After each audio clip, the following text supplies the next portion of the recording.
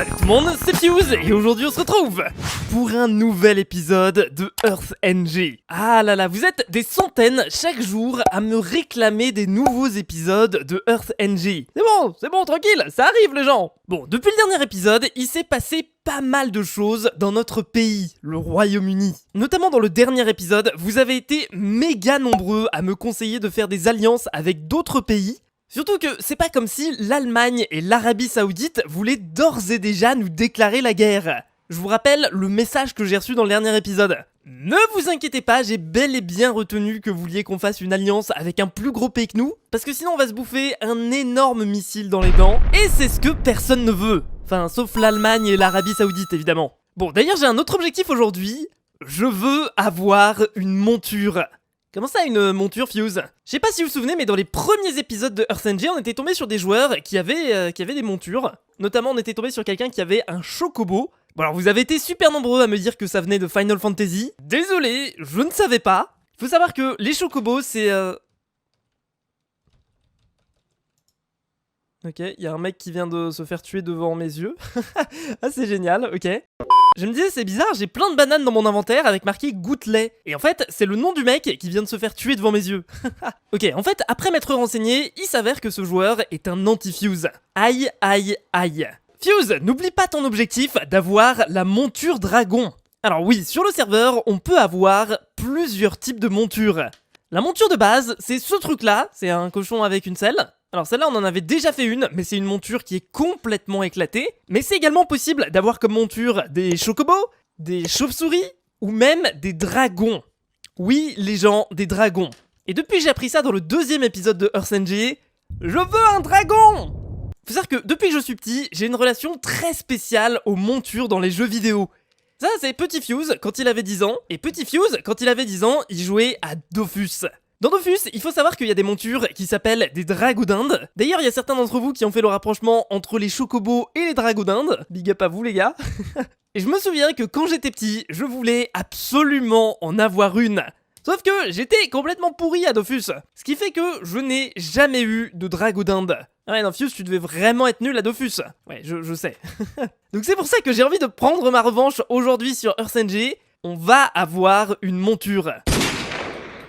Alors juste, on jette un petit coup d'œil. Le Dragon Bike, ça se vend à 20 000 $. Mais visiblement, on a un autre truc, le Chinese Dragon Bike. Ça va être un dragon chinois, vous savez, les dragons du Nouvel An chinois. 60 000 $. Oh purée. Bon, on va faire ça aujourd'hui, mais avant, il faut qu'on parle de quelques petits trucs. Et il faut aussi qu'on se fasse un max de thunes, parce que ça va nous coûter super cher. Bon, les gens, on a un petit problème. Je viens de me rendre compte que dans mon inventaire, j'ai une bière. Ah bah bravo Fuse, v'là l'alcoolisme. Le seul truc, c'est que cette bière, je ne l'ai pas craftée, je ne l'ai pas achetée, je ne l'ai pas récupérée dans un coffre. En fait, j'étais AFK dans ma ville et il y a un joueur en invisible qui est venu et qui m'a droppé cette bière. Bon, dit comme ça, je pense qu'au final, tout le monde s'en fout. Le seul problème, c'est que cette bière, elle est renommée en Gaspool is watching you. Pour ceux qui ont vu la dernière saison de Earth MC, je vous rappelle que Gaspool, c'est le chef des anti-Fuse. Et visiblement, je suis pas le seul à me souvenir de ça. Bon alors, visiblement, Gaspool, Goutte de lait, Raptor et Petit Poney, qui sont tous des joueurs qu'on connaît déjà pour être des anti-Fuse,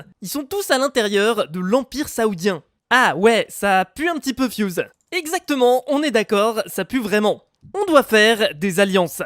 Il y a quelques jours de ça, l'Empire chypriote nous a fait une demande de colonisation. Bon, je vous ai déjà expliqué ce que c'était dans le dernier épisode. Bon, après réflexion, vu que c'est chaud entre l'Empire saoudien, l'Allemagne, etc., j'ai fini par accepter cette demande de colonisation. Donc, pour résumer, en échange de la protection de l'Empire chypriote, on doit leur verser 1200 $ par semaine. Bon, la vérité c'est que c'est pas tant que ça, et en vrai c'est vraiment nécessaire. Je vous rappelle qu'on est quand même très brouillé avec les Allemands. D'ailleurs, en parlant d'Allemands, j'ai l'impression qu'ils se sont bouffés des missiles dans la tronche là. Le truc, c'est que dans le dernier épisode, ils avaient vraiment perdu pas mal de place dans le classement des pays les plus puissants. Ils étaient descendus à la 8e place. Ce qui en soi était pas catastrophique, mais ils étaient passés de la première à la 8e place, ce qui est pas ouf. Sauf que cette semaine, ils ont été classés à la 2e place. Autant vous dire que heureusement qu'à l'heure actuelle, on est en colonie avec l'Empire chypriote, qui est lui le premier pays du serveur. Bon, j'avais juste envie de venir check rapidement à quoi ressemble Chypre. Et ce qui est drôle en plus, c'est que l'autre jour je regardais les commentaires, et justement je suis tombé sur un commentaire de quelqu'un qui nous conseille exactement ce qu'on a fait. La meilleure des alliances à faire selon moi, c'est avec Chypre. Elle est en guerre contre l'Allemagne, elle est puissante, mais cela voudrait dire que tu es officiellement contre eux. Du coup, ça, c'est Chypre. J'aime vraiment beaucoup le style de... Non! Ok, j'ai eu extrêmement de chance, j'étais à 2 doigts de mourir. Mais qu'est-ce que c'est que ces blocs piégés là? C'est abusé, c'est trop bien, faut qu'on les utilise. Ouais, j'ai un petit problème, j'adore les pièges. Ouais, donc ce que je disais, c'est que franchement, le style du pays est vraiment classe. Je crois que, notamment, c'est pour ça que, en termes d'architecture, c'est le pays qui a la meilleure note. Bon, sinon, pour ceux qui se demandent, nous, dans le classement des pays, cette semaine, on a été classé 23ème. C'est 3 places de moins que ce qu'on avait la semaine dernière. C'est pas une descente qui est catastrophique, mais il va falloir qu'on se réveille. C'est notamment pour ça qu'on a commencé la construction du Big Didier. Ouais, je vous rappelle, comme je vous l'ai dit dans le dernier épisode, mais c'est notre Big Ben à nous. Donc la construction a plutôt bien avancé comme vous pouvez le voir. Bon, on est peut-être à 10% de la construction, mais on est toujours en phase de récolte de ressources.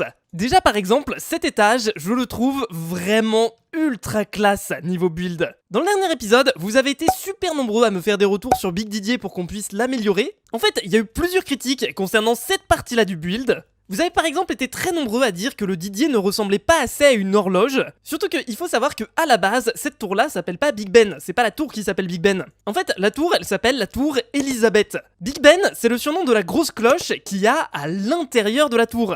Ça, à la limite, je pense que c'est possible de modifier un peu le Didier pour qu'il ressemble plus à une horloge. Sinon, il y a un autre point qui est revenu plusieurs fois. Ce serait cool que ce soit pas juste un rectangle, mais qu'il y ait plusieurs profondeurs 3D, comme le vrai Big Ben. En gros, ce que la personne propose, c'est que plutôt que le Didier soit à la surface du Big Ben, en fait, on renfonce un peu le Didier plus profond dans le mur. Ouais, j'espère que je suis clair parce que j'explique très mal. J'ai demandé à Julien et Zalom, qui sont les architectes principaux de ce projet, si justement c'était possible de remettre le Didier un petit peu plus profond dans le mur, histoire qu'il y ait des reliefs. Et le problème que Julien m'a dit, c'est que apparemment, si jamais on enfonce le Didier dans le mur, on le verra pas depuis en bas. Bon, du coup, si jamais on veut pouvoir avancer sur Big Didier, on va avoir besoin de ressources. Pour Big Didier, on a notamment besoin de 2 ressources, on a besoin de clay et d'argent. Bon, la clay, c'est logique, c'est parce que la majorité de nos builds sont faits en clay. Et l'argent, c'est parce qu'on a besoin des blocs de décoration payants qui sont disponibles dans le catalogue. 4$ le bloc, ça fait très vite super cher. Bon, déjà pour la thune, dans le dernier épisode, on avait commencé à mettre en place une petite ferme à XP. Le but, c'était de faire des bouteilles d'XP qui se revendent plutôt bien au shop. Bon, dans le dernier épisode, nos fucking plantes à XP, elles voulaient pas pousser. Mais entre-temps, j'ai compris l'erreur qu'on avait faite en fait. Comme vous pouvez le voir, là, tout a poussé et j'ai juste à faire un clic droit pour récolter des petites orbes d'XP. Ensuite, il suffit juste d'entourer une bouteille vide avec ces petites orbes d'XP et on obtient des Bottles of Enchanting. Bon, en vérité, ça va quand même assez vite. En fait, comme certaines personnes me l'avaient fait remarquer dans le dernier épisode, la raison pour laquelle ça poussait pas, c'est à cause de la luminosité. Pour que les orbes d'XP poussent, il faut impérativement avoir une luminosité à 0, ce qui n'était pas le cas. En fait, on va devoir impérativement cacher toutes ces fenêtres, parce que sinon ça veut pas pousser. C'est parti pour le farm. Ok! Ce que vous voyez dans mon inventaire, c'est la totalité des bouteilles d'XP que j'ai pu farmer. Alors, il y en a un total de 1280, ce qui correspond en fait à 1280$. Alors au final c'est pas mal d'efforts pour pas tant d'argent que ça. Après en vrai c'est pas non plus la fin du monde, j'ai pas farmé toute l'après-midi non plus hein. Mais je pense que ça pourrait commencer à devenir beaucoup plus rentable si jamais on avait une plus grosse ferme à orbes d'XP. Pour être honnête, aujourd'hui j'ai vraiment la flemme de retourner farmer des hautes herbes dans l'eau. Mais c'est dans mes plans et je pense qu'il y a moyen de faire un très bon business avec ça. Dans le dernier épisode, vous m'avez aussi donné un conseil qui me permettrait potentiellement de générer des bouteilles d'XP beaucoup plus rapidement. Sur moi, actuellement, comme vous pouvez le voir, j'ai 6 niveaux d'XP. Et bah apparemment, en théorie, je devrais pouvoir utiliser la commande /bottle qui me permet de transformer l'XP que j'ai sur moi en bouteille d'XP. Alors si jamais je fais ça, et non, j'ai pas la permission. Maintenant qu'on a un petit peu de sous, j'aimerais bien donner un petit coup de main au niveau de l'avancement du build du Big Didier. Ah non, Fuse, t'es nul en déco, comment est-ce que tu vas savoir quel bloc est-ce qu'il faut placer où? Bon alors, c'est relativement simple, ici on a une île sur laquelle on a le modèle du Big Didier. Ce modèle, il est sur une partie de Nations Glory qui s'appelle NG Islands. Grosso modo, c'est un serveur free build sur lequel vous pouvez créer votre propre île et construire à peu près ce que vous voulez dessus. Mais il y a quelqu'un dans les commentaires qui m'a dit que c'était possible de relier notre île vers le serveur principal. Alors je me suis un petit peu renseigné. Alors apparemment il nous faut un portail. Ah regardez, NG Islands portail permet de créer une passerelle entre un monde Nation Glory et une île NG Islands. Ok, donc on va essayer, je vais poser le portail. Ensuite, ici, on a un code qui apparaît qu'il va falloir copier, donc je vais cliquer sur le bouton copie. Mais Fuse, faut pas que tu montes le code, sinon tout le monde va pouvoir se ramener. Alors, il faut savoir que de base, sur cette île, tout le monde peut se ramener, donc c'est pas spécialement un problème si jamais je monte le code. Putain, j'avais pas vu l'intérieur, il est beaucoup trop stylé. Bon, ensuite, on est de retour sur notre serveur à nous et on va devoir linker le portail qu'on a installé sur le NJ Islands. Alors malheureusement, il n'y a pas de craft pour faire ce portail. On va être obligé de l'acheter dans le shop pour la modique somme de 500 $. Alors ça fait un petit peu mal aux fesses, pour être honnête, mais au moins, on a notre portail. Je l'installe juste ici, je vais... alors comment est-ce que je fais? Voilà, c'est bon, je colle le code, je clique sur confirme, et normalement, si je passe à travers... appuyez sur P pour vous téléporter. Bon, ça me dit que le serveur est plein, mais au moins la liaison est fonctionnelle. A few moments later. Ok, super nouvelle, je viens de me rendre compte que Zalom et Julien avaient mis à disposition un schématique en téléchargement qui permet de reproduire le Big Didier. Avec ça sera beaucoup plus simple de reproduire le Big Didier sans erreur. J'ai installé Schematica, qui est un mode que vous connaissez bien si jamais vous suivez la chaîne. En gros, ça affiche les blocs qui sont censés être sur les schématiques, et du coup ça permet de build avec un modèle. Ok, comme vous pouvez le voir, ici j'ai un petit peu avancé sur la construction du Big Didier. Bon, alors, pas de grand chose, mais c'est beaucoup de blocs posés, rendez-vous bien compte. Je dois avouer qu'au niveau du sol, là, je suis pas hyper confiant sur quel bloc acheter au catalogue. C'est-à-dire que j'ai peur de me tromper et de dépenser de la thune pour des blocs qui ne servent à rien, en fait, pour les mauvais blocs. Et quand on connaît le prix des blocs, on a plutôt intérêt à pas se tromper. Bon, du coup, je me suis chargé principalement de la clay. Malheureusement, de la clay, on n'en a plus. Du coup, je me suis un petit peu renseigné et je me suis rendu compte qu'il y avait une machine qui permettait de farmer la clay à notre place. Ça s'appelle le Ocean Collector. Bon, le seul truc, c'est que à l'heure actuelle, dans notre pays, on est un petit peu à l'âge de pierre sur Nations Glory. Si on regarde un petit peu les pays qu'on a autour de nous, on peut se rendre compte qu'ils ont tous un moyen, d'une façon ou d'une autre, de générer de l'électricité. Genre par exemple, là l'Irlande, ils ont fait un truc beaucoup trop stylé, ils ont un système de génération électrique à partir de panneaux solaires qu'ils ont mis sous l'eau. On a besoin d'électricité. Bon là on est au niveau du spawn du serveur et je me suis rendu compte qu'il y avait ce PNJ qui s'appelle Astal. Et en gros c'est un PNJ qui nous propose une quête pour se lancer dans la création et la configuration de machines. Ok, je pense que c'est à peu près ce dont on a besoin. Bonjour Fuse, tu vois la lune ? J'aimerais beaucoup y aller. Je connais bien la théorie, mais je suis encore jeune. Tu veux m'aider? Oui, bien sûr. Pour cela, tu auras besoin d'apprendre le mode Galacticraft. Bon, c'est simple. Pour le début, il faut des minéraux. Amène-moi 10 lingots d'étain, de copper et d'aluminium STP. Ok. Bon, j'ai les minerais qu'il m'a demandé. Du coup, on parle à Astal. Hop, c'est nickel, on a réussi. Ensuite, il veut me faire crafter un Coal Generator. Bon, en vrai, c'est un tutoriel qui, je pense, s'adresse aux gens qui connaissent pas très bien Galacticraft et qui les prend un petit peu par la main. Bon, vu que je suis un petit peu un professionnel du modé, je pense qu'on va essayer sans le tutoriel, on va se débrouiller un peu tout seul. On a notre machine que je voulais juste ici, l'Ocean Collector. Alors je sais pas du tout comment est-ce que c'est censé marcher. Alors apparemment il y a un petit point d'interrogation ici qui explique. Cette machine permet d'extraire l'argile du fond de l'océan. Il suffit d'alimenter la machine pour qu'elle commence à creuser dans un rayon de 5 blocs. Je vais faire une petite expérience, je vais mettre ça au niveau de l'océan, notre Ocean Collector il est juste là. Mais Fuse, faudrait que tu l'alimentes en électricité, non? Exactement, c'est pour ça que j'ai récupéré un petit générateur à charbon. Donc je vais le brancher ici, j'ai pris des câbles, on va relier tout ça. Je vais mettre du charbon à l'intérieur du générateur à charbon. Et normalement, petit à petit, on devrait avoir de l'électricité qui se génère. Ok, là c'est très intéressant, regardez, la machine est en fonctionnement et on a déjà récupéré 2 de clay sans rien faire. Alors en fait dans la machine, il y a marqué le mot extraire, mais en fait j'ai l'impression que ça creuse pas vraiment les alentours, c'est juste le fait d'être dans l'eau, et bah ça génère automatiquement du sable et de l'argile. Enfin, je crois. Bon alors c'est cool comme machine, mais il faudrait peut-être faire ça à une plus grande échelle, parce que bon, spoiler, c'est pas avec 2 de clay qu'on va construire le Big Didier, hein. Apparemment, après avoir un petit peu discuté avec Zalom et Julien, on a déjà un projet de système de génération d'argile à grande échelle. Laissez-moi vous présenter l'Argilator 2000.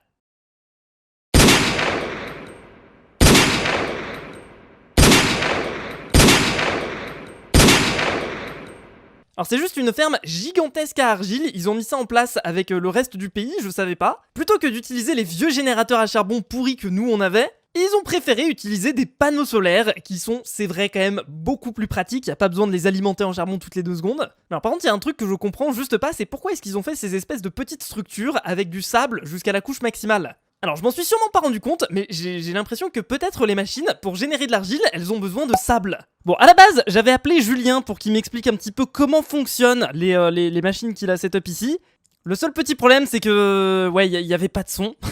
Du coup, je vais vous faire un petit résumé. En gros, ce que j'avais pas compris, c'est que ces machines-là, elles fabriquent pas de la clay à partir de rien. En fait, elles vont consommer automatiquement du sable. Donc là, on a mis des tonnes et des tonnes de sable. Ce sable, il va être consommé, sauf que quand il est consommé, évidemment, il y a le sable qui descend et ça permet d'avoir des grosses quantités. Alors évidemment, c'est extrêmement relou parce qu'il faut régulièrement reposer tout le sable. Le fait est qu'à chaque fois, il y a une chance sur deux d'obtenir du sable et une chance sur deux d'obtenir de la clay. Et là, si vous êtes comme moi, vous allez me dire non mais Fuse, c'est complètement débile, en fait, faut que tu farmes du sable pour avoir de la clay, mais pourquoi tu farmes pas directement de la clay? Et ben justement, Julien m'a expliqué qu'il y avait un PNJ au spawn qui permettait de donner à l'infini du sable. C'est trop bien! Bon, est-ce que vous voyez ce que j'ai dans mon inventaire? C'est tout simplement un Chocobo Bike. Ouais, c'est le truc dont je vous parlais en début d'épisode. Alors tout à fait par hasard, il y a un joueur qui est venu et qui m'en a donné un, c'est-à-dire que j'ai payé littéralement 0$ pour l'avoir. Alors ça coûte combien dans le market? Chocobo Bike. C'est 12 000$ unité, c'est juste énorme. Alors vous avez été très nombreux aussi quand je vous avais montré les montures à la base, de me dire qu'il fallait les enchanter avec Unbreaking 3, ce qui est le cas de mon Chocobo Bike, juste ici, pour la simple et bonne raison qu'un bike Unbreaking 3 ne se casse jamais. Alors on va faire le test, j'ai hâte de voir. Oh, il est trop bien, il est trop beau mon Chocobo. On peut en avoir en plusieurs couleurs, c'est trop bien. Alors le truc aussi assez drôle, c'est qu'à chaque fois que je monte sur mon Chocobo, j'ai une petite musique qui se lance, Final Fantasy 7, Chocobo Bike. Oh là là, quel plaisir de se balader avec le Chocobo Bike. Alors là, il y a beaucoup de gens en ligne, ce qui fait que ça lag un petit peu sur le serveur. Mais franchement, j'ai la grosse classe, non ? Bon, ok, c'est pratique d'avoir un Chocobo Bike, ça permet de se déplacer, mais en soi, en vrai, ça m'apporte pas grand chose de plus que me déplacer à pied. Bon, moi du coup, vous avez compris, mon objectif c'est de pouvoir voler. Et pour pouvoir voler, il me faut soit un Dragon Bike à un petit peu moins de 20 000$, soit un Chinese Dragon Bike à un petit peu, pile 60 000$ en fait. Mais il y en a un qui est un chouïa moins cher, c'est le Bat Bike. En gros, c'est la monture chauve-souris. Et ça, c'est déjà un petit peu plus dans mon budget, à 7 000$. Bon écoutez, je m'apprête à acheter un petit Bat Bike des familles. Ok, j'en ai un juste là, alors je vais peut-être juste l'enchanter avec du Unbreaking, ce serait mieux je pense, comme ça on évitera de le casser. Hop là, comme ça c'est fait. Et maintenant j'aimerais bien juste tester ça, donc je vais poser mon truc. Ah, c'est une chauve-souris qui est plus grosse que les autres, hein. Je fais un clic droit dessus. Ok, je peux voler avec. Ok, c'est comme une monture. Oh mais c'est trop bien. Alors certes, ça aurait été peut-être un petit peu plus badass avec un dragon. J'oublie pas, voilà, vous inquiétez pas, on se fera le dragon. Mais là c'est juste que pour l'instant on a des achats plus importants à faire qu'une monture. Alors certes, je pourrais utiliser la banque du pays, on a plus de 300 000$ en banque. Donc on a largement de quoi s'acheter des montures et des trucs, des machins. Mais comme le dit Zalom, pour le moment on essaye d'avoir une banque assez pleine. Il me semble qu'on a la 5e banque du serveur. Ça fait du bien au niveau des notations. En fait, la quantité d'argent qu'on a en banque, ça rentre dans le classement des pays du serveur. Donc plus on va avoir une banque remplie, mieux ce sera pour nous. En vrai, ce que je me dis, c'est que ok, c'est pratique d'avoir une monture chauve-souris, c'est sympa, mais je vais essayer de la remettre en vente un petit peu plus cher que ce que je l'ai payé. Regardez, je l'ai payé 7 000$, mais la prochaine, elle est à 9 000$, donc il y a moyen de se faire 2 000$ de profit hyper facilement, surtout que là, j'ai enchanté avec un Unbreaking 3, je pense que je peux même ça, voilà. Vous savez quoi, on va mettre ça à 1100$. Après, si je regarde les statistiques, je peux voir qu'il y a très peu de personnes qui l'achètent. Mais on va quand même essayer. Non, allez, c'est quoi, 8 900$, comme ça on est juste un chouïa moins cher que notre concurrent. Hop, on vend ça. Et de toute façon, je vous rappelle qu'à la base, notre objectif c'est d'avoir la monture dragon, pas la monture chauve-souris. Alors si jamais on a besoin d'économiser notre thune, c'est notamment pour acheter des missiles. Dans le dernier épisode, on avait acheté un missile de tier 1 et ensuite on l'avait testé sur notre île Nation Glory. Je me suis dit qu'aujourd'hui on allait tester un missile de tier 2. Ouais, vous aviez l'air chaud pour qu'on teste d'autres missiles, donc je me suis dit let's go, on va faire ça. J'ai reçu vraiment plein de conseils concernant les missiles, c'était super intéressant. Par exemple, j'ai appris qu'il y avait des anti-balistiques missiles qui coûtent pas si cher que ça, qui permettent de détruire les missiles envoyés sur notre pays. En gros, c'est des missiles défensifs. Et en vrai, on va mettre ça en place dès le prochain épisode. Abonnez-vous pour pas rater ça. Mais bon, du coup, on m'a dit aussi qu'avec les missiles de tier 2, j'avais une plus grosse portée et ça faisait des plus grosses explosions, donc on va tester ça. Donc déjà, on va lui dire d'exploser genre à 200 blocs de là où on est. Ensuite, on peut aussi régler la hauteur à laquelle l'explosion va se produire. En gros, est-ce que l'explosion va se produire proche du sol ou relativement haut? Donc moi, j'ai envie que ça se produise sur le sol, donc je laisse à 0. Et puis, ouais, c'est parti, on va tester ça. Si je clique sur lancer, ça marche pas. Ouais, en fait, non, il y a pas une si grosse portée que ça. Là, normalement, ça marche. Voilà, le missile part. Alors, malheureusement, du coup, il y a quand même une limite qui est assez proche en termes de distance de missile. Alors il faut savoir que plus on met loin, plus le missile va mettre du temps à arriver et ça fait quand même une sale explosion, hein. Alors faut savoir qu'en plus de ça, on a des missiles nucléaires de tier 3, c'est hyper vénère. Mais on a aussi des missiles d'antimateur, c'est les missiles les plus puissants du serveur. Du coup ce que je propose, c'est que si ça vous plaît et que vous voulez qu'on continue les tests de missiles dans le prochain épisode, vous laissez un petit pouce bleu, et si je vois que ça vous plaît, et ben on continuera ça. Donc bref, c'est la fin de cet épisode de Nation's Glory. Vraiment à chaque fois j'ai pas le temps de faire tout ce que je veux faire, il y a trop de trucs à faire sur ce serveur. Donc comme d'habitude, si jamais ça vous a plu, n'oubliez pas de vous abonner à la chaîne, de lâcher un gros pouce bleu, ça fait toujours plaisir et ça aide énormément les vidéos. Et moi je vous dis à très bientôt pour de nouvelles vidéos. Salut tout le monde, c'était Fuse, à la prochaine, à plus.